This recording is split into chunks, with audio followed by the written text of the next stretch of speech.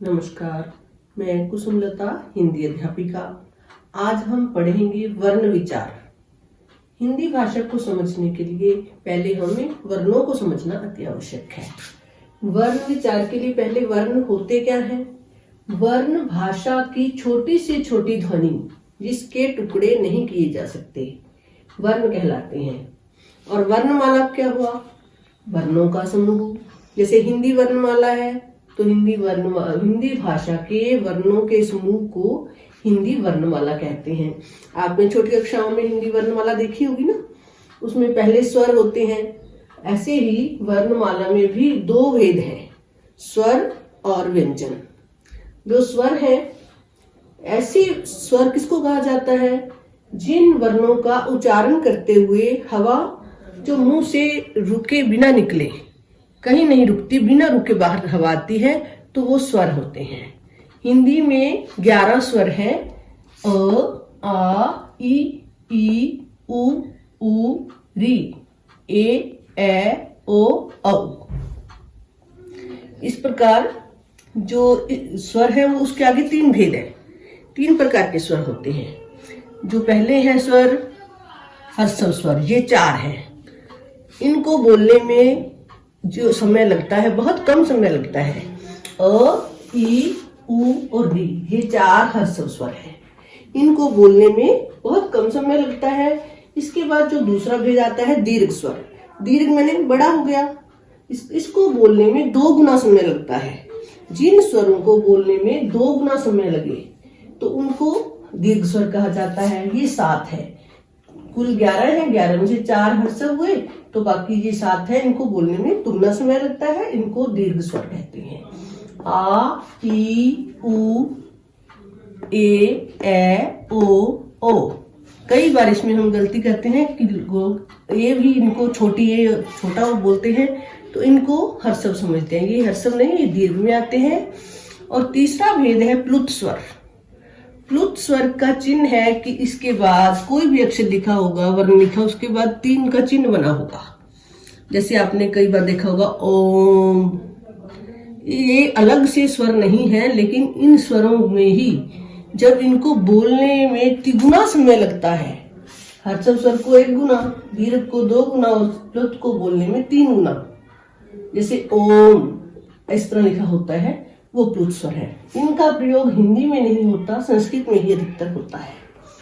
और इसके बाद है अंग, अह। ये अनुस्वार कहा जाता है, इसको विसर्ग।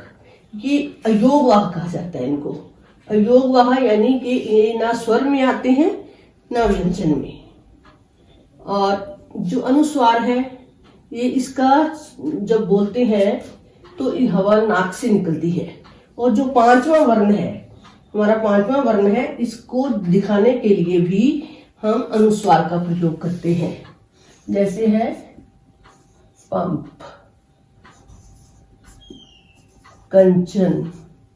इस प्रकार के स्वर हैं जो ये प वर्ग का आखिरी व्यंजन है, 5वां व्यंजन। अब इसमें कंचन में ये च वर्ग का आखिरी न है। ये अनुस्वार जो है उसके लिए हम ये प्रयोग किया जाता है चिन्ह। जो अ है विसर्ग, इसका उच्चारण है ह।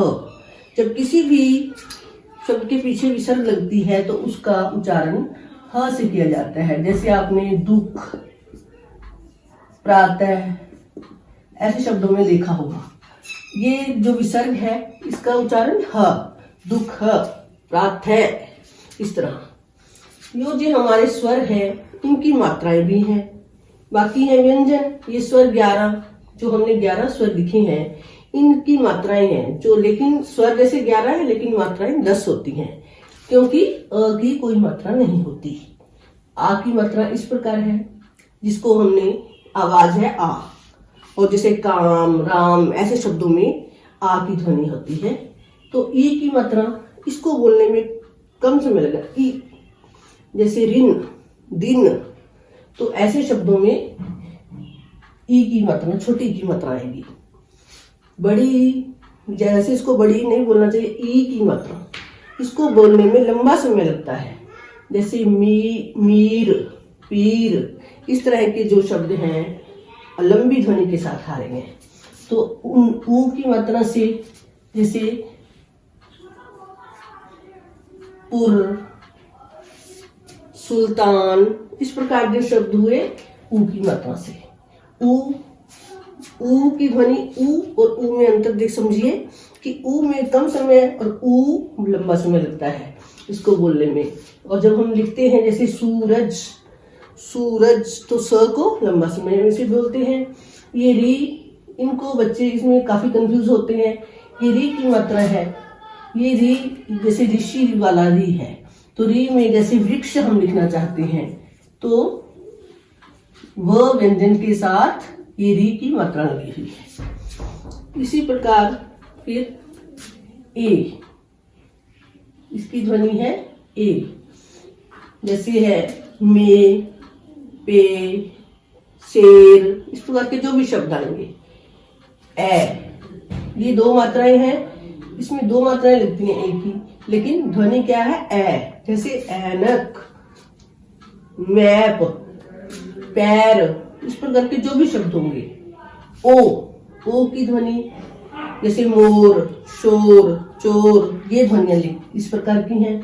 अब ओ जैसे और, औरत, गौण, ये जो शब्द हैं इनसे बने हुए हैं। इन मात्राओं का ज्ञान अच्छी तरह होना चाहिए, नहीं तो हम बहुत सारी गलतियां कर जाते हैं इसमें।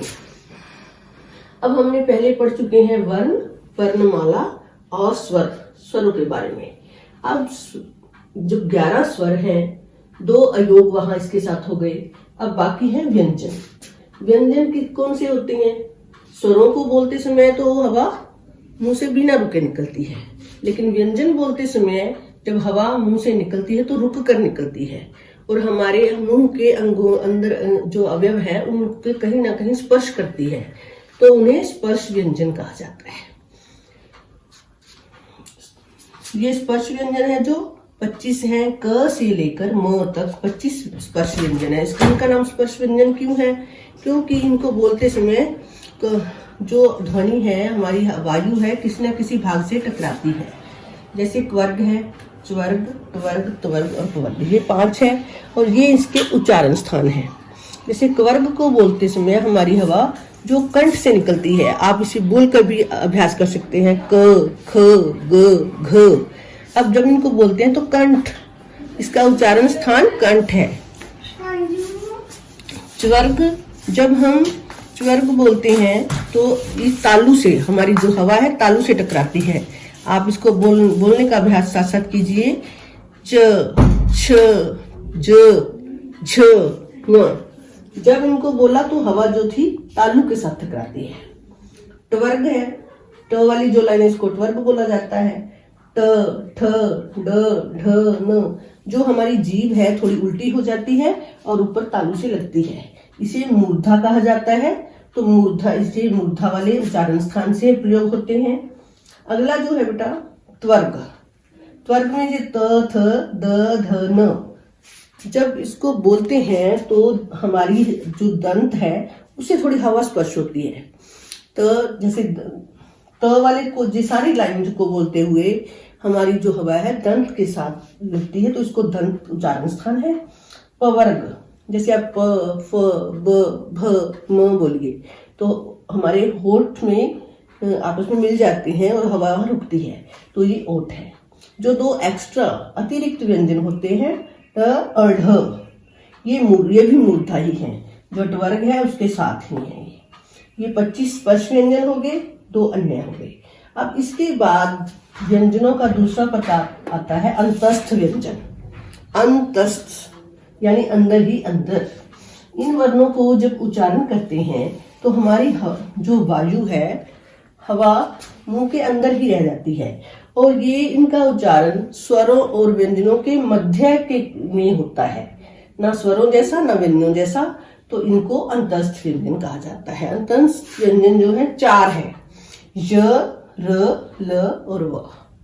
उसके बाद आते हैं ऊष्म। जैसे इनके नाम से ही हमें ऊष्म गर्मी होता है, तो जिन वर्णों के उच्चारण में हमारे मुंह से गर्म हवा निकलती है तो उसको ऊष्म व्यंजन कहा जाता है। ये भी 4 हैं, श, श, स और ह। संयुक्त व्यंजन होते हैं उसके बाद जो व्यंजन दूसरे व्यंजनों के संयोग से बनते हैं। जैसे श और र से श्र बनता है। श्र से कौन से शब्द बने? श्रम, विश्राम। और इसी तरह क और श से क्ष, इसका उच्चारण क्या करना है? क्ष। जैसे इसका उदाहरण है क्षेत्र, कक्ष।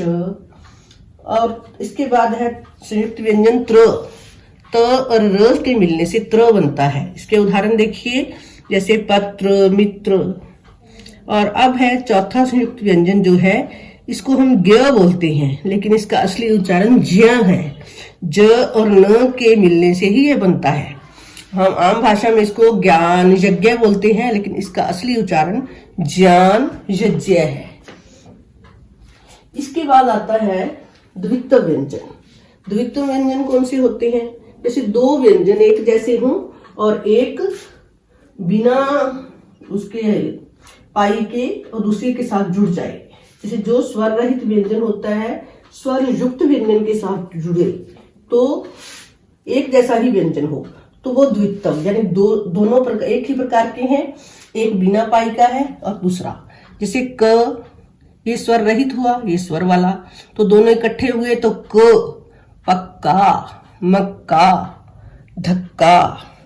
ऐसे ही च, ये बिना स्वर वाला है और ये स्वर वाला, च, चच, यानी बच्चा, सच्चा।